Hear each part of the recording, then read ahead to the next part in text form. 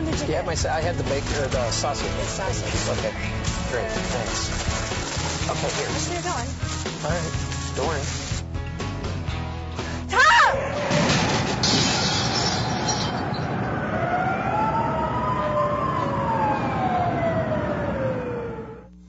4,300 crashes are caused every day when people attempt to do other things while driving.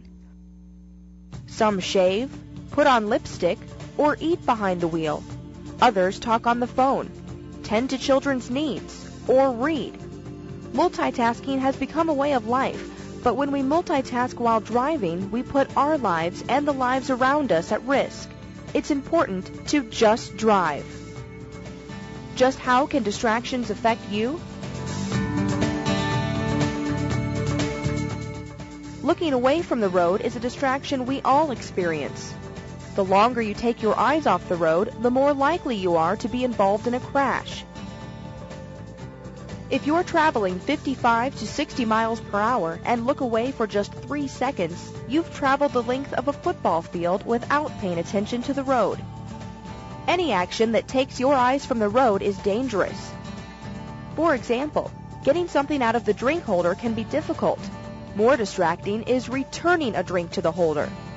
The glove box is too far to reach safely. And most distracting is reaching to the back seat. Taking your eyes off the road and lack of control on the wheel are a recipe for disaster. Just drive.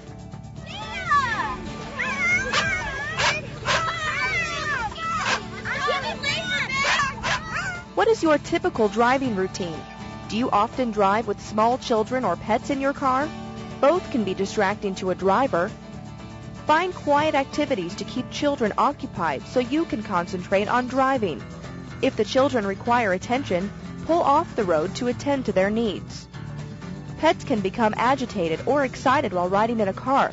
Restraining pets will allow you to focus on your driving.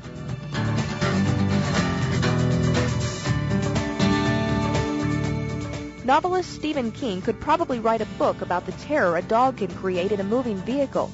He was walking on the shoulder of the road when he was hit and critically injured. The driver admitted he'd been distracted by his dog.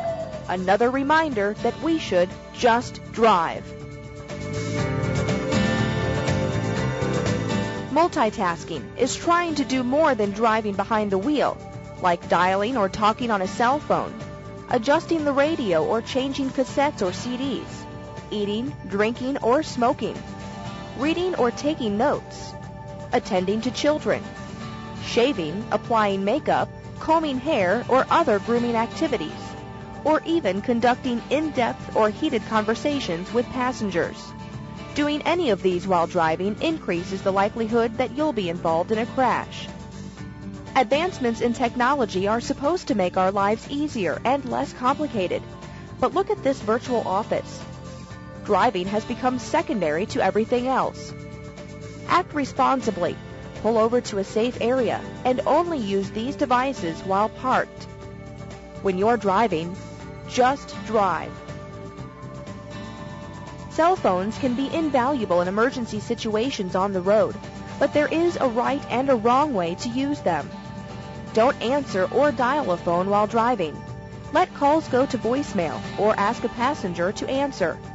Pull off to a safe area to dial and talk on a phone, or again ask a passenger to help. Research shows talking on a cell phone creates not only a physical distraction, but a mental distraction. For that reason, there's no real difference between hands-free and handheld cell phones. By now, you may be convinced that distractions do cause crashes, but you may think it will never happen to you. That's probably what the driver thought before his vehicle slammed into Patty Penna's SUV. Dear friends, my name is Patricia Penna, and I'm a 29-year-old mother with an empty lap and a dreadfully aching heart. I have to tell you about my baby. Her name was Morgan Lee Penna, and she was 2.5 years old. She loved reading stories, playing in her backyard, taking walks in her wagon, and lying on the couch with her daddy. She was his pride and joy, the light of our lives. She was everything good in our lives. My husband and I worked and saved and waited for 7 years to have Morgan Lee. I knew I wanted to be home to raise my family. Everything we had worked so hard for had been realized. We had a happy marriage, a beautiful, happy baby girl, and a new home. My last day at work was Friday, October 30th, 1999. Morgan was killed 3 days later. A man whose attention was not on the road or on the vehicle he was driving, but instead on the phone call he was making, ran a stop sign at 45 miles an hour, broadsided my vehicle, and killed Morgan as she sat in her car seat. No one intends to hurt anyone when they get behind the wheel of a vehicle, but distractions do cause crashes. It's important to just drive.